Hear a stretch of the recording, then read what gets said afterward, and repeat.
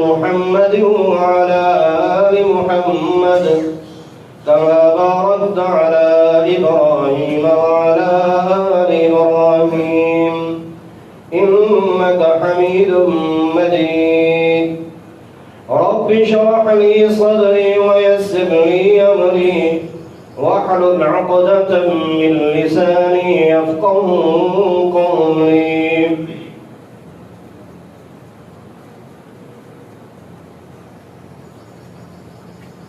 سب سے پہلے اللہ تعالیٰ کا شکریہ ادا کرتے ہیں جس رب کائنات نے ہم سب کو انسان اور مسلمان بنایا ہے، اپنے گھر آنے، عبادت کرنے، اپنا دین سننے اور سنانے کی توفیق دی ہے.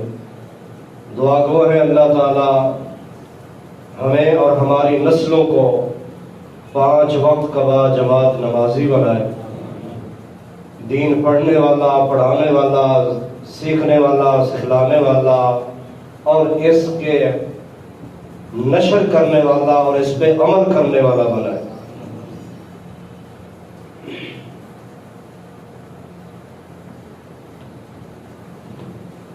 آج معاشرے میں جب ہم نگاہ دوڑاتے ہیں، ہر دوسرا اور چوتھا شخص ہمیں پریشان حال نظر آتا ہے. کوئی مالی حوالے سے پریشان، کوئی گھریلو حوالے سے پریشان،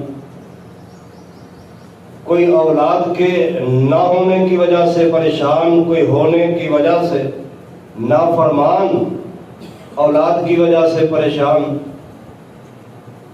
کسی کا چولہا نہیں چل رہا تو کوئی کس انداز سے پریشان ہے. جب انسان پریشانیوں کا شکار ہوتا ہے تو اکثر دیکھنے میں یہ آتا ہے انسان بجائے اللہ سے تعلق مضبوط کرنے کے انسان غیر اللہ کی طرف چلا جاتا ہے. غیر اللہ سے امیدیں شفاؤں کی لگا لیتا ہے کہ میری پریشانی کا حل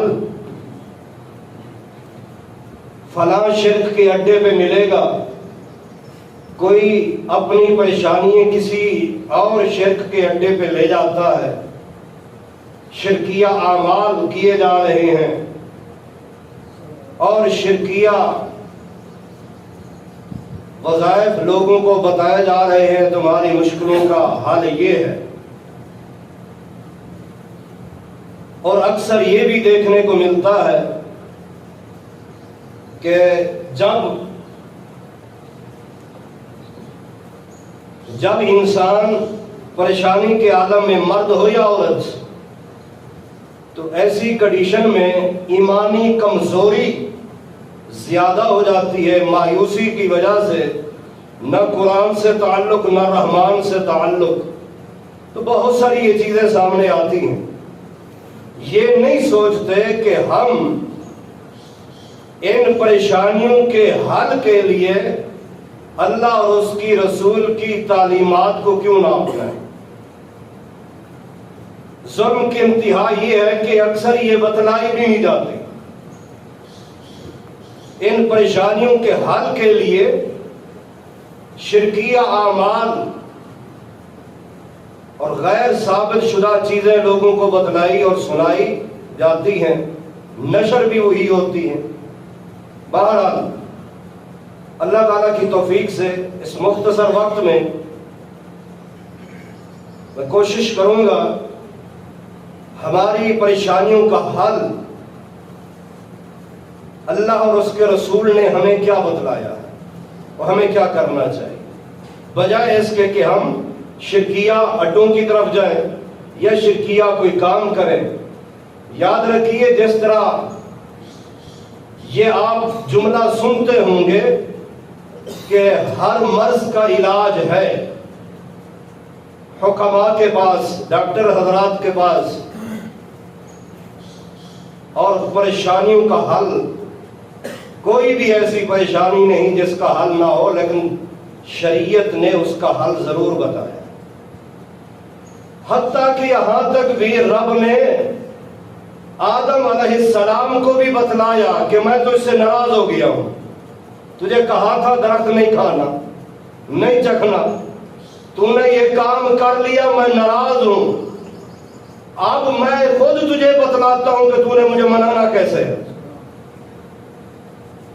خود راضی ہے، یعنی میں کیسے ہوں گا وہ طریقہ بھی خود بتا دیا تاکہ میری مخلوق کو پریشانی۔ فَتَلَقَّى آدَمُ مِن رَبِّهِ کلمات سکھلا دیے۔ آدم علیہ السلام نے اپنے رب سے سیکھ لیا بھی کیا کرنا، مجھے منانا ہے روٹھے ہوئے رب کو۔ تو اے آدم، ربنا ظلمنا انفسنا وَإِن لَّمْ تَغْفِرْ لَنَا وَتَرْحَمْنَا لَنَكُونَنَّ مِنَ الْخَاسِرِينَ۔ یہ خود سکھلایا کہ مجھے منانا ہو تو ایسا کرو، یہ پڑھا کرو۔ اور مختلف انبیاء کے احوال کے ذریعے بھی بتلایا، گناہ اگر زیادہ ہو گئے ہیں تو آ جاؤ، انا اغفر الذنوب جميعا، سارے میں ہی معاف کرنے والا ہوں، پریشانیوں کا حل میرے پاس، مشکلات کا علاج میرے پاس، میں ہی مشکل کشا، میں ہی حاجت روا، میں ہی پریشانیوں کو دور کرنے والا ہوں، شفائے میرے پاس ہے۔ یہ مت کہنا کہ نہیں فلاں کی وجہ سے مجھے شفا ملی۔ ابھی میں راستے میں تھا، صبح سوال آیا کیا شفا ہسپتال ہے اسلام آباد میں، فلاں ڈاکٹر صاحب ہے، فیس اتنی ہے، کیا میں استخارہ کر سکتی ہوں کہ اس کے پاس دوائی لینے جاؤں تو مجھے شفا ملے گی یا نہیں؟ وہ اللہ تمہیں ہدایت دے، شفاؤں کے لیے بھی استخارے کرتے ہو، کیا اس ڈاکٹر کے پاس شفا رکھی ہوئی ہے تو جاؤ؟ وہ شفا اللہ نے دینی ہے، تم استخارے کی بجائے دعا ضرور کر سکتے ہو کہ اے اللہ میں اس کے پاس جا رہا ہوں یا جا رہی ہوں، اس کی دوا کو میرے لیے شفا کا سبب بنا دے۔ حضرات، اللہ تعالیٰ نے اپنی ناراضگی کو صلح میں بدلنے کے لیے بھی طریقے سکھلا دیے ہیں۔ اپنے حق کے بعد والدین کے حق اور ان کا حق چکانے کے لیے بھی خود ہی دعائیں بتلا دی ہیں، خود ہی جگہ جگہ۔ آئیے میں چند ایک، چونکہ وقت کے ساتھ ساتھ مجھے بھی چلنا ہے تو میں چاہتا ہوں کہ اس تھوڑے وقت میں اللہ کی توفیق سے کافی چیزیں آپ تک ٹرانسفر کر سکوں۔ اللہ مجھے اور آپ کو سننے سنانے کے بعد عمل کی توفیق عطا فرمائے۔ پریشانی کے عالم میں ہمیں عقیدہ کمزور نہیں کرنا چاہیے، اللہ تعالیٰ سے دور نہیں ہونا چاہیے۔ ہم سے زیادہ پریشان بھی پہلے گزرے ہیں، آج تک ہم میں سے کوئی اتنا بیمار نہیں ہوا جتنا اللہ کے نبی ایوب علیہ السلام بیمار ہوئے، اتنے مصائب اور آرام نہیں ڈالے گئے جتنا انبیاء پر آئے۔ نبی علیہ السلام سے پوچھا گیا مصیبتیں، پریشانیاں، ٹینشنیں کن لوگوں پر زیادہ؟ فرمایا اشد البلائی علی الانبیاء ثم الامثل فالامثل، سب سے زیادہ آزمائشیں نبیوں پر آئی ہیں۔ کبھی نبی کسی شرک کے اڈے پہ نہیں گیا، اس نے پھر بھی رب سے جڑے، خود بھی جڑا رہا اور جڑے رہنے کا حکم دیا۔ بلکہ ایک اور حدیث نبی علیہ السلام فرماتے ہیں من یرید اللہ بہ خیرا یصب منہ، اللہ جس سے بھلائی کا ارادہ کرتا ہے اللہ اسے آزماتا ہے، اللہ تعالیٰ اسے آزماتا ہے مختلف انداز میں۔ وَلَنَبْلُوَنَّكُمْ بِشَيْءٍ مِّنَ الْخَوْفِ وَالْجُوعِ وَنَقْصٍ مِّنَ الْأَمْوَالِ وَالْأَنفُسِ وَالثَّمَرَاتِ وَبَشِّرِ الصَّابِرِينَ۔ کئی انداز ہیں، خوف دے کر، بھوک دے کر، کبھی فصل میں کمی کر کے، کبھی برکت ڈال کے۔ اس کو 9 سال تک تو نفع ملتا رہا فصل سے، 10ویں سال خسارہ ہوا، کہتے ہیں کہ کھاد ہی غلط تھی، پانی یہ تھا، فلاں یہ تھا، فلاں یہ تھا۔ اللہ تجھے آزما رہا ہے، دیا تو نے مجھے کتنا یاد کیا، اب میں لے رہا ہوں تو تب بھی تو میرے شکوے کرتا ہے، نہ شکری کرتا ہے، یا پھر بھی تو میرے در پہ ہی جھکا رہتا ہے۔ اس جملے سے مجھے ایک چھوٹی سی بات یاد آئی۔ دوست سعودی، ان کے پاس گاڑی تھی لینڈ کروزر، ایکسیڈنٹ ہو گیا، مجھے میسج آیا، میں نے ان کو افسوس کا میسج کیا کہ آپ کا نقصان ہو گیا، تو میں افسوس کرتا ہوں۔ اس نے جو جواب دیا، میں اکثر درسوں میں وہ جواب بیان کرتا ہوں، کہتے ہیں کہ شیخ صاحب افسوس نہ کریں، بلکہ میں اللہ کا شکریہ ادا کرتا ہوں جس رب نے مجھ سے جتنا لیا ہے اس سے زیادہ مجھے دے رکھا ہے، اس سے زیادہ مجھے دے رکھا ہے۔ بڑا بہترین جملہ بولا۔ آج ہمارا اگر 1000 کا نقصان ہو، پتہ نہیں کتنی اللہ کی ناشکری کر بیٹھتے ہیں، یہ نہیں سوچتے رب نے لاکھوں میں دیا کتنا۔ اللہ آزماتا ہے مختلف انداز سے۔ آئیے، کوئی میری بہن، کوئی میری ماں، کوئی بھائی، کوئی بزرگ کسی بھی وجہ سے پریشان ہے، مالی حالات ہے، گھریلو ہے، کچھ بھی ہے، آئیے پریشان حال شخص شریعت کی روشنی میں چند ایک حل آپ کے سامنے رکھوں گا، اس کے مطابق آپ کوشش کریں، ضرور اللہ تعالیٰ آپ کے لیے آسانی فرمائے گا۔ سب سے پہلا حل اللہ تعالیٰ ارشاد فرماتے ہیں وَمَن يَتَّقِ اللَّهَ يَجْعَلْ لَهُ مَخْرَجًا، جو اللہ سے ڈر جائے اللہ اس کو نکلنے کا راستہ بنا دیتے ہیں۔ مَن يَتَّقِ اللَّهَ يَجْعَلْ لَهُ مَخْرَجًا، مخرج ایگزٹ، نکلنے کا راستہ، خارج ہونے کا راستہ۔ جو اللہ سے ڈر جائے اللہ اس کے لیے اس پریشانی، اس تنگی، اس مشکل سے نکلنے کا راستہ بنا دیتے ہیں۔ وَيَرْزُقْهُ مِنْ حَيْثُ لَا يَحْتَسِبُ، اس انداز سے، اس وسائل اور اسباب سے اللہ اسے رزق دیتے ہیں، گمان ہی نہیں کر سکتا۔ بعض روایات میں سیدنا عمر کا نام ہے، بعض میں سیدنا عبداللہ بن عمر کا واقعہ ہے۔ سفر کے دوران صحابہ کرام بھی ساتھ ہیں، ایک جگہ پڑاؤ ڈالا، کھانا بنایا، مختصراً شاید یہ واقعہ سنا ہوا بھی ہو۔ کھانے کے لیے جب بیٹھنے لگے تو دور سے دیکھا کہ ایک چرواہا نظر آیا بکریوں کا، کہا کہ اس کو جاؤ بلا کے لاؤ تاکہ وہ بھی ہمارے ساتھ بیٹھ کے۔ وہ یہ نہیں سوچتے تھے کہ ایک بندے کا کھانا کم ہو جائے گا، نہیں، کوئی نہیں، سبھی اکٹھے برکت اللہ نے ڈالنی ہے، وہ بھی صحراؤ میں ہے، مسافر مزدور ہے، آخر غلام ہوگا کسی کا۔ آ گئے وہ، آئیے جی ہمارے ساتھ بیٹھیے کھانا کھائیں۔ جواب ملا جی مجھے روزہ ہے، مجھے روزہ ہے، آپ کھا لیں۔ حضرت عبداللہ بن عمر رضی اللہ تعالیٰ عنہ کو جھٹکا لگا کہ ان صحراؤں میں، ان جنگلوں میں یہ غلام بکریوں کا چرواہا اتنا اس کو اپنے رب سے پیار ہے، یہاں رہ کر بھی نہ اس کو کوئی اس کا دوست دیکھ رہا ہے، نہ کوئی اور اس کا رشتہ دار دیکھ رہا ہے کہ اگر کسی کے آگے نمبر بنانے کے لیے روزہ رکھا ہوا ہو، یہاں پر بھی نفل روزہ ہمیں چیک کرنا پڑے گا۔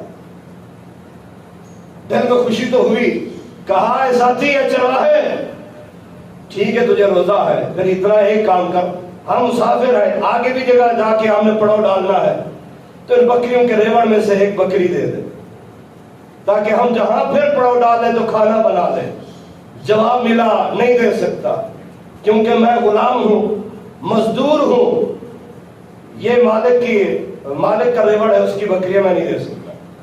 کیونکہ اللہ کے بندے 2-4 ہوں تو گنتی میں آ جاتی ہیں، زیادہ ہیں، ایک بکری نکل جائے پتہ نہیں چلے گا مالک کو کون سا اس نے گنتی کرنی ہے۔ جواب ملا میرے مالک کو نہیں پتہ چلے گا، لیکن ان بکریوں کے مالک کے خالق کو تو پتہ ہے،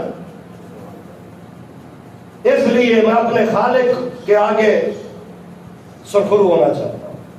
حضرت عبداللہ بن عمر نے پہچان لیا کہ ایمان کچا نہیں ہے، ایڈریس پوچھا کون ہے مالک، کس علاقے میں رہتا ہے، مدینے گئی تھا۔ سفر سے واپس آئے، سیدھا اس مالک کے پاس پہنچے، بکریاں ساری خرید لیں، کہا بکریاں کون چلائے گا، چرواہا بھی مجھے چاہیے، چرواہا بھی۔ اب کہا کہ میں خرید چکا ہوں لیکن میری تو وہ مانے گا نہیں، خود تم اسے بلاؤ، پھر یہاں میرے سامنے میرے سپرد کرو۔ چرواہے کو بلایا گیا، چرواہا آیا، بکری آ گئی، ریوڑ پہنچ گیا، فرمایا آج کے بعد تو میرا غلام نہیں ہے، اس عبداللہ بن عمر کا ہے، یہ تیرا مالک ہے۔ ٹھیک ہے جی، میرے نوکر کیا اور نہ کرے کیا، میں تو مزدور ہوں، مزدوری کرنی ہے ادھر بھی تو ادھر بھی۔ حضرت عبداللہ بن عمر کہنے لگے چرواہے سن لے، آج کے بعد تیرا مالک میں ہو گیا، تو میرا غلام، ٹھیک ہے جی ہاں۔ میں کہا چلو کوئی حرج نہیں، سن لے پھر، آج میں تجھے اسی مجلس میں آزاد کر رہا ہوں، تیرے جیسے متقی پرہیزگار جو جنگلوں میں بھی رب سے دوستی کیے ہوئے ہیں، بھوکے مر رہے ہیں، پیاسے ہیں، بکریاں چرانا صحراؤں میں آسان بات نہیں ہے۔ ہم تو یہاں پنکھوں میں بھی رہ کر روزے نہیں رکھتے، ٹھنڈی ہواؤں اور فضاؤں میں بھی۔ کہا یہ تجھے آزاد کر رہا ہوں اور یہ سارا ریوڑ بکریوں کا تجھے گفٹ میں دے رہا ہوں، انعام میں، جا کما کھا، اللہ تیرا حافظ ہو۔ وَمَن يَتَّقِ اللَّهَ يَجْعَل لَّهُ مَخْرَجًا وَيَرْزُقْهُ مِنْ حَيْثُ لَا يَحْتَسِبُ۔ جو اللہ سے ڈر جائے اللہ اسے، اللہ اکبر، پھر کیسے دیا؟ مخرج بھی نکالا، آزاد بھی کیا، وَيَرْزُقْهُ مِنْ حَيْثُ لَا يَحْتَسِبُ۔ وہ سارا ریوڑ اس کے وہم و گمان میں بھی نہیں تھا، بطور تجارت اور کاروبار کے بھی اللہ نے اسے دے دیا، صرف تقوی کی بنیاد۔ مَن يَتَّقِ اللَّهَ يَجْعَل لَّهُ مَخْرَجًا، جو اللہ سے ڈرے گا اللہ اس کے لیے نکلنے کا راستہ بنا دے گا اور ایسے رزق دے گا، وہ مرد ہے یا عورت کوئی بھی۔ میں صرف ایک ہی مثال دیتا جا رہا ہوں وقت کی نزاکت کی وجہ سے۔ میرے بھائیوں، تقوی کہاں ہوتا ہے؟ تقوی دل میں۔ نبی علیہ السلام نے فرمایا التقوی ها هنا ويشير الى صدره 3 مرات، 3 بار اشارہ کر کے فرمایا تقوی یہاں ہے۔ اور میں گنہگار اکثر یہ کہتا رہتا ہوں بھائیوں، اچھائیوں کی جڑ بھی دل ہے، برائیوں کی جڑ بھی دل ہے، اس کی صفائی کر لے۔ یہ ٹھیک جس طرح نبی علیہ السلام نے فرمایا ان فی الجسد مضغہ، جسم میں ایک ٹکڑا ہے، اذا صلح الجسد کلہ، وہ ٹھیک تو پورا کا پورا جسم ٹھیک، وَإِذَا فَسَدَ الْجَسَدُ كُلُّهُ، وہ ٹکڑا خراب تو پورا کا پورا جسم خراب۔ الا وہی القلب، اور کچھ نہیں وہ دل۔ اچھائیوں کی جڑ بھی برائیوں کی جڑ بھی۔ مثال کے طور میں عرض کرتا ہوں، میں ڈاکٹر صاحب کو کہتا ہوں ڈاکٹر صاحب یہ مشروب پی لیں، جواب ملتا ہے شیخ صاحب آپ پی لیں ابھی میرا دل نہیں کر رہا۔ میں سوال کرتا ہوں پینا منہ کا کام ہے یا دل کا کام ہے؟ ہر بندہ یہی جواب دیتا ہے، آئیے میرے ساتھ بیٹھیے کھانا کھائیے، جی آپ کھا لیں ابھی میرا دل نہیں کر رہا۔ میں کہتا ہوں آئیے میرے ساتھ چلیے، اڈے پہ چلتے ہیں، بازار چلتے ہیں، فلاں جگہ چلتے ہیں، جواب آتا ہے شیخ صاحب آپ جائیں ابھی میرا دل نہیں کر رہا۔ میں پوچھتا ہوں اے ساتھی تو روزانہ اس بندے کے ساتھ کیوں بیٹھا رہتا ہے اس جگہ پر؟ مولانا آپ کو کیا تکلیف ہے؟ میرا دل کرتا ہے میں اس کے ساتھ بیٹھتا ہوں۔ بیٹھنا کس چیز کا کام ہے؟ چلنا کس چیز کا کام ہے؟ آنا جانا کس چیز کا کام ہے؟ ارے نوجوان روزانہ تو فلاں مولانا کو کیوں سنتا رہتا ہے؟ جواب آتا ہے مولانا میرا دل کرتا ہے میں اس لیے سنتا ہوں۔ جدھر بھی لے جائے بات پھر بھی دل کی آنی، جدھر بھی لے جائے، اس لیے دل کی صفائی رکھیں۔ جس طرح گھر میں ہماری خاتون برتن کو اندر سے صاف کرتی ہے، باہر بے شک کالا ہی رہ جائے، باہر بھلے مٹی کا لیپ بھی لگا دے، اندر صاف ہونا چاہیے تاکہ آپ کا رکھا ہوا دودھ یا سالن خراب نہ ہو۔ اسی لیے نبی علیہ السلام نے فرمایا ان اللہ لا ينظر الى صورکم، اللہ بھی تمہاری شکلیں نہیں دیکھتا، ولا الى اموالکم، نہ ہی تمہارے مال اور دولت بینک بیلنس کی طرف دیکھتا ہے، بل ينظر اللہ الى قلوبکم، اللہ بھی تمہارے دل کی کیفیت کو دیکھتا ہے۔ آئیے آگے چلتے ہیں۔ دوسرا حل، پہلا حل تقوی، اللہ سے ڈرتے رہیے، کوئی دیکھ رہا ہے یا نہیں دیکھ رہا، کہیں بھی حلال حرام کی تمیز کیجیے، ہر جگہ اللہ سے ڈرتے رہے، پھر دیکھنا اللہ کیسے اسباب بناتا ہے، آپ کی مشکلیں کیسے حل ہوں گی۔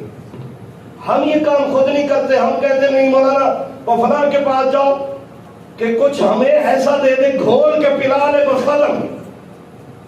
اللہ کے بندوں کچھ خود کرنا پڑے گا، اللہ دیکھنا چاہتا ہے کہ تمہیں میری کتنی ضرورت ہے۔ نبی علیہ السلام تو یہاں بھی کہہ دیتے تھے اللہ ایک ٹائم کا دینا دوسرے ٹائم کا کھانا نہ دینا، ایک کا کھا کر تیرے ساتھ رابطہ کریں گے، شکریہ کریں، ایک ٹائم نہیں ہوگا تو اس سے مانگے گا، رابطہ تو نہیں ٹوٹے گا۔ حضرات آئیے دوسرا حل، اللہ تعالیٰ خود قرآن مجید میں ارشاد فرماتے ہیں میری مدد چاہیے، پریشان ہو، غمزدہ ہو، مشکل میں پھنسے ہوئے ہو، مرد ہے عورت، فرمایا آؤ میری مدد اس طرح حاصل کرو، وَاسْتَعِینُوا بِالصَّبْرِ وَالصَّلَاةِ، مجھے اللہ کی مدد چاہیے، وستعینوا، استعانت، معاملت، تعاون، مدد چاہیے، تو آؤ دو کام، ایک صبر کے ذریعے، دوسرا نماز کے ذریعے۔ نماز کے ذریعے صبر تو انسان کا ہوتا ہی ہے۔ جب بھی رات کے 12 بجے اگر آپ کو ضرورت پڑ گئی رب کی مدد کی، یہ نہیں کہ کسی شہر کے اڈے پہ چلے جاؤ، یہ نہیں کہ کہیں کسی غیر اللہ کو آوازیں دو، نہ، سیدھا وضو کر کے آ کے 2 رکعت پڑھو۔ اے اللہ، تو نے خود کہا وَاسْتَعِينُوا بِالصَّبْرِ وَالصَّلَاةِ کہ میری مدد چاہیے تو صبر کر کے اور نماز کے ذریعے۔ اے اللہ صبر تو ہے، اب میں 2 رکعت پڑھ کے تو اس سے مانگ رہا ہوں، میری مشکل حل کر دے۔ قرض کا معاملہ ہے، مرض کا معاملہ ہے، آپریشن کا معاملہ ہے، علاج کا معاملہ، الغرض جس کی جو بھی پریشانی، آپ اس نماز کو بعد اب صلاۃ حاجت کے نام سے بھی یاد کرتے ہیں، لیکن کوئی خاص طور پر صلاۃ حاجہ کی کوئی دعا نہیں ہے، ایک معروف دعا ہے جو کہ سمجھن صحیح نہیں ہے۔ جب بھی یہاں روک کر ایک اور مسئلہ سمجھا دوں، اللہ ٹائم میں برکت ڈال دے۔ ہاں جی، مسئلہ یہ ہے، جب بھی ضرورت پڑے، جب بھی عصر کے بعد ہو یا فجر کی نماز آپ پڑھ چکے ہیں، تب آپ کو کال آ گئی، کوئی پریشانی آ گئی، کوئی مسئلہ آ گیا، فوراً آپ 2 رکعت پڑھے، مت یہ ڈرے کہ مولانا یہ تو وہ وقت ہے جس میں نماز پڑھنا جائز نہیں۔ سن لے مسئلہ، نمازوں کی 2 قسمیں ہیں، نمازوں کی 2 قسمیں، ایک وہ نماز جس کا تعلق وقت کے ساتھ ہے، جب وقت نہیں ہوگا آپ نہیں پڑھ سکتے، ایک نماز ہے جس کا تعلق وقت کے ساتھ ہے ہی نہیں، وقت ہو یا نہ ہو اس کا تعلق ہی نہیں وقت کے ساتھ، اس کا تعلق ہے سبب کے ساتھ۔ جب سبب واقع ہوگا تو آپ اسی وقت پڑھیں گے، بھلے وہ سورج غروب ہو رہا ہو، بھلے وہ سورج سر کے اوپر ہو، بھلے وہ سورج طلوع بھی ہو رہا ہو۔ کیوں؟ اللہ نے اپنے دروازے بند نہیں کیے کہ نہیں اتنی دیر انتظار کرو، 10 منٹ آدھا گھنٹہ بعد میں مجھ سے رابطہ کرنا، نہیں، وَاسْتَعِينُوا بِالصَّبْرِ وَالصَّلَاةِ جب بھی آپ کو ضرورت پڑی، وضو کرنا یہ سبب ہے تحیت الوضو کے لیے۔ 2 رکعت وضو کی پڑھتے ہو کب؟ جب وضو کرو گے۔ مسجد کی 2 رکعت پڑھتے ہو کب؟ جب مسجد میں آ کے بیٹھنا ہوگا۔ مسجد میں آنا اور بیٹھنا یہ سبب ہے ان 2 رکعتوں کا، اس کا وقت سے کوئی تعلق نہیں۔ آپ نے طواف شروع کیا فجر کی نماز کے بعد، اور طواف ختم ہو رہا ہے آپ کا 10 منٹ پہلے سورج طلوع ہونے سے، آپ نے مقام ابراہیم پر 2 رکعت پڑھ لی ہے۔ وہاں 2 رکعت پڑھنے کا سبب کون ہے؟ آپ کا طواف ہے، آپ کا طواف۔ اب دن کے پورے 12 بج چکے ہیں، عین ممنوع وقت ہے، لیکن سورج گرہن لگ چکا ہے۔ آپ نے 2 رکعت پڑھی، سبب کیا ہے؟ سورج گرہن ہے۔ اس لیے ان نمازوں کا آپ کو جب بھی ضرورت پڑی، سبب ہوگا تو آپ پڑھیں گے۔ ان نمازوں کا تعلق سبب کے ساتھ ہے، ان کا تعلق وقت کے ساتھ نہیں۔ مسئلہ سمجھ آ گیا ہوگا۔ اب جب بھی آپ کو ضرورت پڑے، کوئی رشتہ لینے کے لیے پریشان، کوئی دینے کے لیے پریشان، کوئی الغرض کسی بھی حوالے سے کوئی پریشان ہے، آئیے وضو کر کے 2 رکعت پڑھے۔ اللہ تو نے کہا وَاسْتَعِينُوا بِالصَّبْرِ وَالصَّلَاةِ نماز کے ذریعے میری مدد۔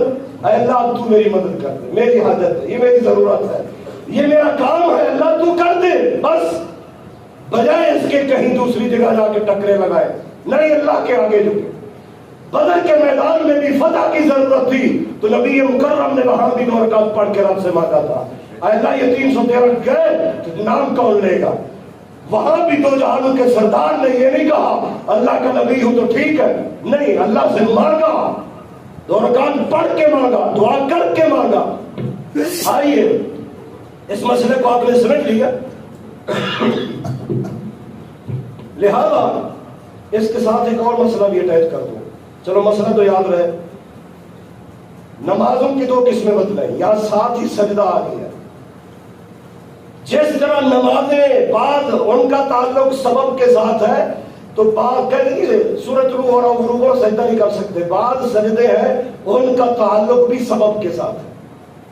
جب آپ تلاوت کر رہے ہیں، آپ کا کوئی بھی وقت ہے، سجدے والی آیت آئے گی فوراً کرو گے، سجدہ تلاوت کے لیے نہ وضو شرط ہے نہ قبلہ شرط ہے، جہاں بیٹھے وہیں سجدہ کرو۔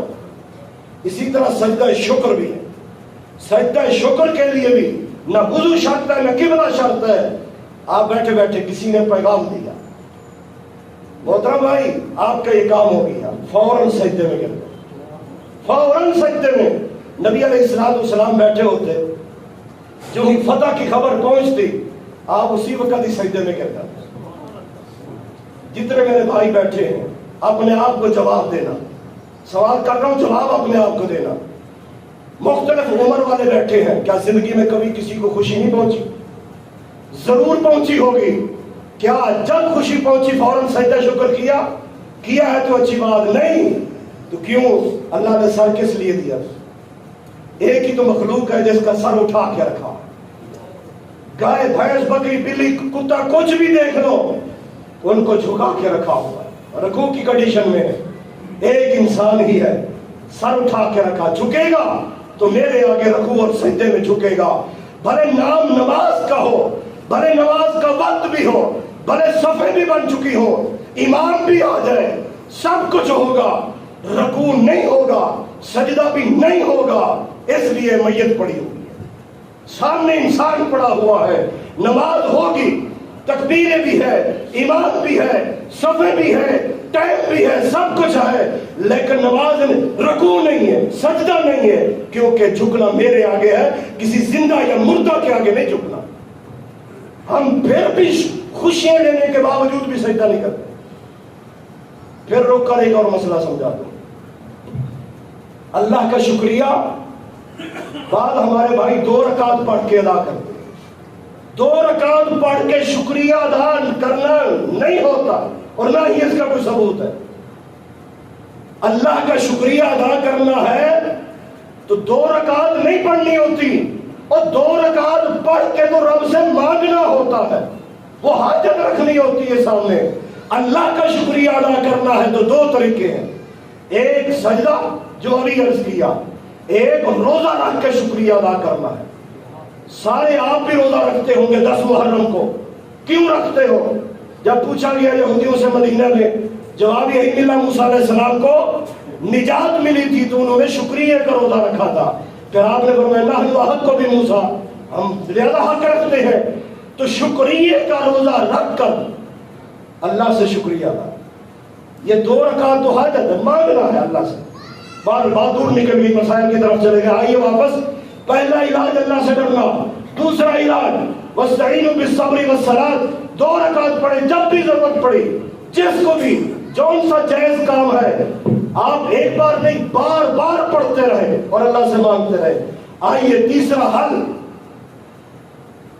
استغفار کریں، اللہ تعالیٰ سے گناہوں کی معافی مانگیں۔ وہ لوگ بھی اگر یہاں بیٹھے ہیں جن کو اولادیں نہیں ہیں، 2 سال 10 سال ہو گئے، اکثر کہتے ہیں مولانا دعا کرو اللہ اولاد سے نواز دے، بعض کہتے ہیں جی بیٹے کی نعمت سے اللہ نواز دے۔ یاد رکھیے علاج سارے اللہ نے قرآن میں بیان کیے ہوئے ہیں، ہماری کمزوری یہ ہے۔ اللہ تعالیٰ فرماتے ہیں تمہیں میری مدد چاہیے، یمددکم باموال وبنین، کام ایک کرنا پڑے گا، قل تستغفروا ربکم انہ کان غفارا، اللہ سے استغفار یعنی گناہوں کی معافی مانگو، اللہ گناہ بھی معاف کرے گا، بارشیں بھی دے گا، بارشوں سے فصلیں اگے گی، مارکیٹیں آباد ہوگی، رزق میں فراوانی آئے گی، اور کیا کریں گے؟ یمددکم باموال، اللہ تمہیں مال دے گا، مال چاہیے، کاروبار میں برکت چاہیے، ارے اللہ تمہاری مدد، یمددکم، وہ رب تمہاری مدد کرے گا مال کے ذریعے بھی، وبنین، بنات بھی نہیں کہا، ابن ایک بیٹا، ابن بھی نہیں کہا، بنات بیٹیاں بھی نہیں کہا، بنین بیٹوں کی فوج اللہ دے گا۔ صرف کام کیا ہے؟ اللہ سے گناہوں کی معافی مانگو، اللہ سے گناہوں کی معافی مانگو، بیٹھ جاؤ ایک طرف اکیلے، رب کو یاد کر لو، اللہ میرا قصور کیا ہے؟ گناہگار ہوں تو تیرا بندہ، تو مجھے معاف کر دے، تو مجھے عذاب تیرے پاس، شفا تیرے پاس، صحت تیرے پاس، میں بھی تیرا گھر نہیں چھوڑوں گا، میں بھی تیرے پاس ہی تو اسے ہی مانگوں گا، دے گا تب بھی، نہیں دے گا تو میں تیرا گھر نہیں چھوڑ سکتا. اللہ دے دے, آزما رہا ہے تو تب بھی دے دے, تیری ازمائش کے قابل نہیں ہوں. اللہ دے دے مجھے. اللہ سے مانگ لیجئے, اللہ تعالیٰ مدد کرے گا, مال بھی دے گا. اور اللہ اکبر. ایک اور حدیث سامنے رکھ لیں, نبی علیہ الصلوۃ والسلام فرماتے ہیں من لازم الاستغفار جعل اللہ من کل ضیق مخرجا, جو استغفار کو لازم پکڑ لے اللہ اس کے 3 کام کر دے. من کل ضیق مخرجا, ہر ضیق تنگی سے مشکل سے نکلنے کا راستہ بنا دیں گے. ومن کل ہم من فرجا, ہر ہم غم صدمہ ٹینشن پریشانی سے اللہ اسے نکال دیں گے, نجات دے دیں گے. وَيَرْزُقْهُم مِّنْ حَيْثُ لَا يَحْتَسِبُ, اور اتنا رزق دیں گے کہ وہ کبھی گمان ہی نہیں کر سکے. کرے کون؟ کرے کون؟ ہمارے پاس اتنا ٹائم ہی نہیں ہے, مصروف ہی اتنے ہیں دنیا کے لیے, اپنی نجات اور اپنے اخروی معاملات کے لیے وقت نہیں نکالتے. اللہ ہمیں ہدایت عطا فرمائے. جب کہا جائے نا استغفار کا تو کچھ لوگ سمجھتے ہیں شاید استغفار استغفار استغفار. غلط ہے. استغفار ایک ٹائٹل ہے, سرخی ہے. اصل استغفار کا مطلب کیا؟ گویا کہ یہ مضمون ہے. جب استغفار کی بات ہے تو استغفر اللہ واتوب الیہ, استغفر اللہ, اکیلا استغفر اللہ بھی پڑھیں, استغفر اللہ واتوب الیہ, استغفر اللہ الذی لا الہ الا هو الحی القیوم واتوب الیہ. یہ آخری جو میں نے پڑھی یہ وہ دعا ہے. نبی علیہ الصلوۃ والسلام فرماتے ہیں ایک شخص میدان جنگ میں پہنچا, مسلمان سامنے کافروں کو دیکھ کر بھاگ کے سیدھا گھر جا بیٹھا. فرمایا یہ دعا پڑھنے والے کہ اللہ وہ گناہ بھی معاف کر دے گا. اللہ نے تو ساری چیزیں بتلا دی ہیں. آئیے کتنے علاج بتلائے؟ چلو ٹھیک ہے, جتنا جواب آیا لگتا ہے اتنا بھی سمجھ. خیر یاد رکھیے بھائیو, ہمارا کام ہے آپ کے کان تک پہنچانا, باقی توفیق رب کے پاس ہے. چوتھا علاج, نبی علیہ الصلوۃ والسلام بیٹھے ہوئے ہیں, سیدنا ابی بن کعب رضی اللہ تعالیٰ عنہ آئے, کہتے ہیں محبوب میں دعا کروں. دعائیہ جتنا میرا پیریڈ ہے, وقت ہے, اس میں ایک حصہ آپ پر درود پڑھوں اور 3 حصے اپنے لیے دعا مانگوں, اتنا درود کافی ہے. آپ نے فرمایا فَإِن زِدْتَ فَلَكَ الْخَيْرُ, اگر تو زیادہ کر لے تو تیرے لیے بہتر ہے. اچھا 2 حصے آپ پر درود, 2 حصے اپنے لیے دعا. فرمایا زیادہ کر لے تو بہتر, 3 حصے آپ پر درود, 1 حصہ میں دعا مانگوں اپنے لیے. فرمایا کافی ہے. آگے پھر پوچھ لیا اچھا چلو میں اپنے لیے کچھ بھی نہ مانگوں, وہ 2 منٹ 10 منٹ جتنا بھی میں نے ٹائم نکالا دعا کے لیے وہ سارا آپ پر درود ہی پڑھتا رہ جاؤں تو تب مجھے کیا ملے گا؟ جواب دیا اذن تکفی ہمک و تغفر لک ذنبک, تب اللہ تعالیٰ تیرے سارے گناہ بھی معاف کر دے گا اور تیرے سارے غم صدمے ٹینشن پریشانی ہے اللہ ساری دور کر دے گا درود پڑھنے سے. کون سا درود؟ بازاری درود نہیں پڑھنا, جو مسنون درود ہے. معذرت کے ساتھ ہمیں نمبر پلیٹ لگانی پڑ جاتی ہے جی درود ابراہیمی پڑھو, کیونکہ مارکیٹ میں درود ہی اتنا آ چکے ہیں, درود لکھی, درود کروڑی, درود ہزاری, درود جینا واہی فلا فلا فلا, لاکھ سے لکھی, کروڑ سے کروڑی. اس کا مطلب ہے کہ جس نے یہ عنوان دیا ہے آگے گھڑنے والا بھی اسی زبان کا ہے, ورنہ تو یہ لاکھ اور لکھی کس زبان کے لفظ ہے؟ لہذا آگے بنانے والا بھی وہی ہے جس نے یہ ٹائٹل دیا ہے. ہمیں مجبوراً ابراہیمی کہنا پڑتا ہے, ورنہ کسی بھی حدیث میں درود ابراہیمی کا لفظ نہیں ہے.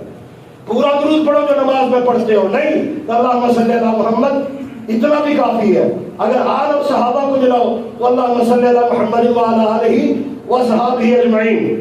حضرات نبی علیہ السلام فرماتے ہیں فَأَكْثِرُوا عَلَيَّ الصَّلَاةَ يَوْمَ الْجُمْعَةِ, جمعے والے دن میرے اوپر کثرت سے درود پڑھا کرو. آج جمعہ ہے, کس نے کتنا درود پڑھا ہے؟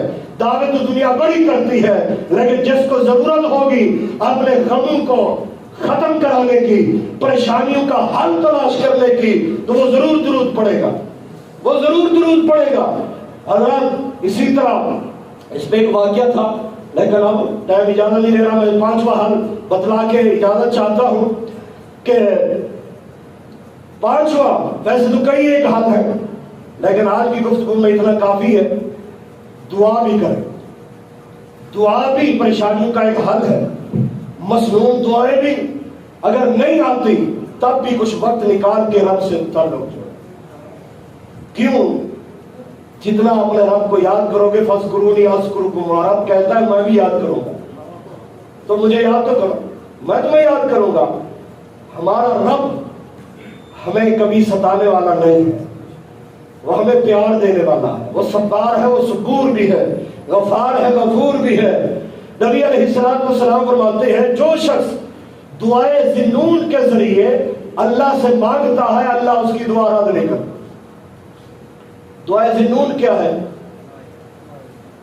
حضرت یونس علیہ السلام کی دعا، لا الہ الا انت سبحانک انی کنت من الظالمین.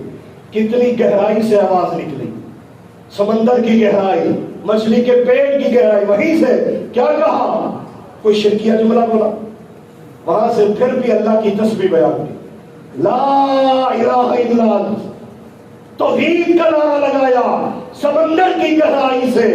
آج بھی اگر میں اور آپ ہم بھی دل کی گہرائی سے توحید کا اقرار کر کے شرک کی نفرت دل میں رکھ کے رب کو آواز دے، اللہ بھی ویسے سنے گا جیسے مچھلی کے پیٹ میں یونس علیہ السلام کی سنی.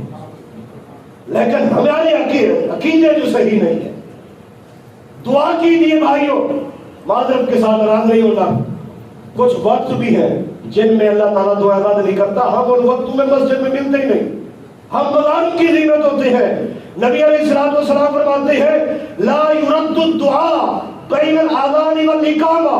آذان اور اقامت کا جو درمیانی وقت ہے اس میں کی جانے والی دعا اللہ کبھی رد ہی نہیں کرتا. ہم تو آخری خطبے میں شامل ہوں گے یا تکبیر ہوگی تب بھاگ کے دعا رکھتے آگے آخر میں ملیں گے. وہ وقت ہمیں مل ہی نہیں پاتا، اس کے لیے آتے ہی نہیں جس میں دعائیں رد ہی نہیں ہوتی. اللہ اکبر. آئیے دوسری دعا.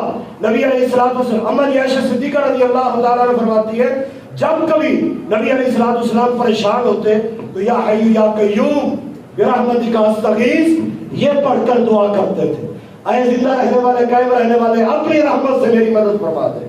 تیسری اور آخری دعا، مجھے بھی پتا ہے دعاؤں کے لیے ٹائم نہیں ہوتا لوگوں کے پاس، میں اس لیے بڑی بڑی نہیں بتلا رہا، چھوٹی چھوٹی، تاکہ کسی کا یہ گلا بھی نہ رہ جائے. آئیے نبی علیہ السلام فرماتے ہیں، حدیث کے لفظوں پر غور کریں. آخری بات، من اصابہ ہم او غم او سقم او شدت، جس کسی مرد یا عورت کو کوئی ہم غم صدمہ ٹینشن پریشانی او سقم کوئی بیماری او شدت وہ کسی سختیوں میں گھرا ہوا ہے، یہ ساری کیفیات میں سے کسی کیفیت کا شکار ہے، اسے چاہیے وہ یہ دو لفظ کہہ دے کہ اللہ ربی لا شریک لہ، اللہ ربی لا شریک لہ. اس حدیث میں یہ الفاظ ہے. ایک اور حدیث میں اللہ ربی لا اشرک بہ شیئا کے الفاظ بھی ہیں. جس کسی کو من اصابہ ہم او غم او سقم او شدہ، یعنی ہم غم صدمہ ٹینشن پریشانی مرد کرد اور تاکہ سختیوں میں مرد ہے یا عورت، اسے چاہیے وہ یہ لفظ پڑھے فکشف ذلک عنہ، اللہ اس کی ساری چیزیں دور کر دے گا. کوشش ہم کریں. باقی اللہ کسی کی محنت ضائع، وہ چور کی محنت بھی ضائع نہیں کرتا، وہ بھی دعا کرتا ہے اللہ جب تک میں صفائی نہ کر لوں یہ نہ اٹھے. اور حرام مانگنے والا بھی رب سے مانگ رہا ہے. ہم اپنی مرضوں کے لیے اپنے مسائل کے لیے اپنے رب سے نہیں مانگتے. اللہ ہمیں توفیق عطا فرمائے. السلام علیکم ورحمۃ اللہ.